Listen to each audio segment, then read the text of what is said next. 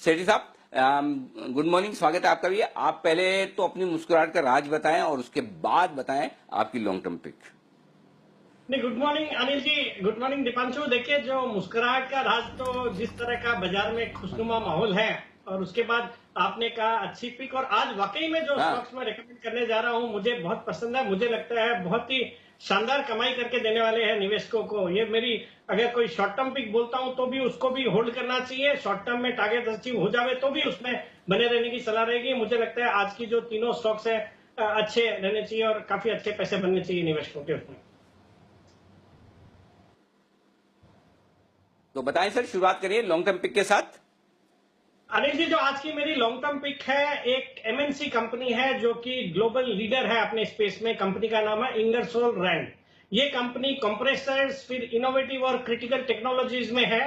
ये company mobile refrigeration compressors भी बनाती है। अब इसके कंटेक्स्ट में ये बोलना चाहूंगा कि अभी दुनिया भर में वैक्सीन की बातें हो रही है। वैक्सीन जब निकल जाएगी तो उसको ट्रांसपोर्ट करने के लिए जो ट्रांसपोर्टेशन का कारोबार रहेगा, जहां पे माना जा रहा है कि ये जो वैक्सीन है -80 डिग्री सेल्सियस, फाइजर बोल रहा है या मॉडर्ना बोल रहे हैं -20 डिग्री सेल्सियस के टेम्परेचर पे ट्रांसपोर्ट होगी।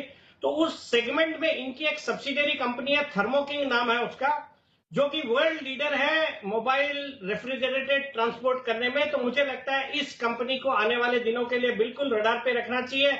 वैसे भी बहुत ही सॉलिड फंडामेंटल्स है। हाल ही में कंपनी ने एक डीलिस्टिंग का ऑफर दिया था 642 के प्राइस पे, जिसके आसपास ये स्टॉक अभी भी ट्रेड करता है, जो कि मैनेजमेंट सक्सेसफुल नहीं हुआ उस लेवल पे इसको डीलिस्टिंग करवाने में। बाकी आप देखेंगे तो डिविडेंड यील्ड है अराउंड 4.5% की, operating profit margin 16.5%, return on equity है 22% का, return on capital employed around 29% का।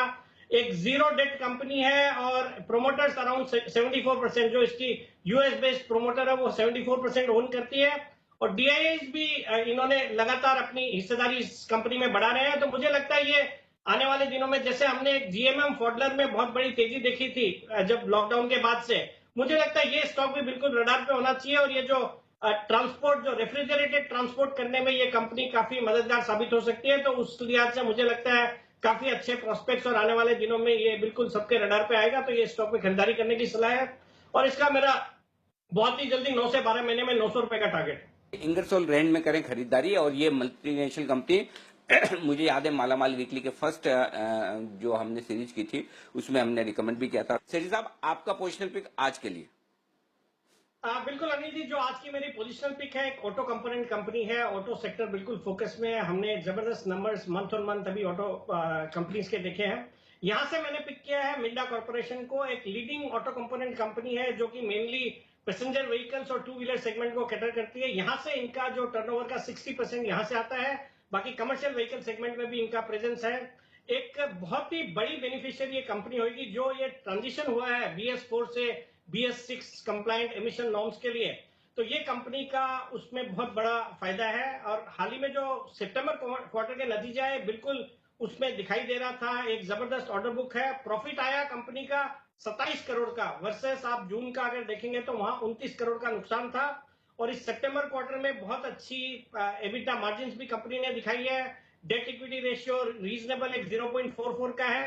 एफआईआई डीआईआई अराउंड 16% में इसमें हिस्सेदारी रखते हैं, और वैल्यूएशंस काफी आकर्षक लगते हैं। मुझे लगता है ये जो स्टॉक अभी 75 रुपए के आसपास ट्रेड करता है, इसमें खरीदारी करनी चाहिए। मेरा इसमें पोजिशनली 90 रुपए का टारगेट है। स्टॉप लॉस रहेगा 68 रुपीज का। ओके, 68 के स्टॉप लॉस के साथ यहाँ पर होल्ड करें।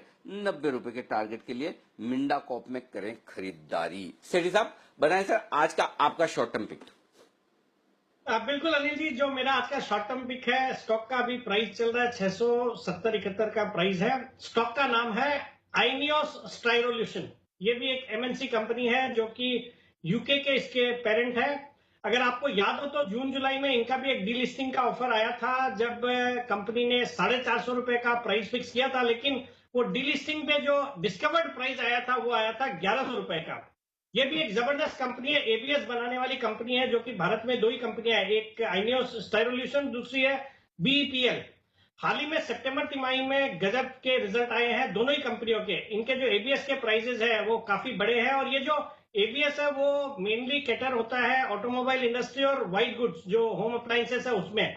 और वो जो दोनों सेगमेंट है बहुत अच्छी तेजी वहां पे चल रही है, तो उस लिहाज से इन दोनों के बिजनेस कारोबार में बहुत अच्छी बढ़त देखने को मिली। आप सितंबर क्वार्टर के नतीजे देखिए, पैट आया 35 करोड़ का, जो कि जून में 20 करोड़ का नुकसान था, और पिछले साल के सितंबर में सिर्फ 9 करोड़ का प्रॉफिट था, उसके सामने 35 करोड़ का प्रॉफिट आया इस क्वार्टर में। एबिटा मार्जिन थे इस सितंबर क्वार्टर में अराउंड 14.5%, डेट इक्विटी रेशियो है 0.24 का। और मुझे लगता है जिस तरह से एक बार मैनेजमेंट ने अटेम्प्ट किया है इसको डीलिस्टिंग कराने का, तो ये जो एक ट्रिगर है ये बिल्कुल बना ही रहेगा। बहुत ही सॉलिड कंपनी है, और जिस तरह का जो प्राइजेस हमने देखे हैं, एबीएस के प्राइजेस बढ़े हैं हाल ही में, मुझे लगता है दिसंबर क्वार्टर और भी ब्लॉकबस्टर होएगा। इस स्टॉक को बिल्कुल खरीदारी करने की सलाह है। मेरा बहुत ही शॉर्ट टर्म में इसमें 725 रुपए का टारगेट है, स्टॉप लॉस रहेगा 650 का।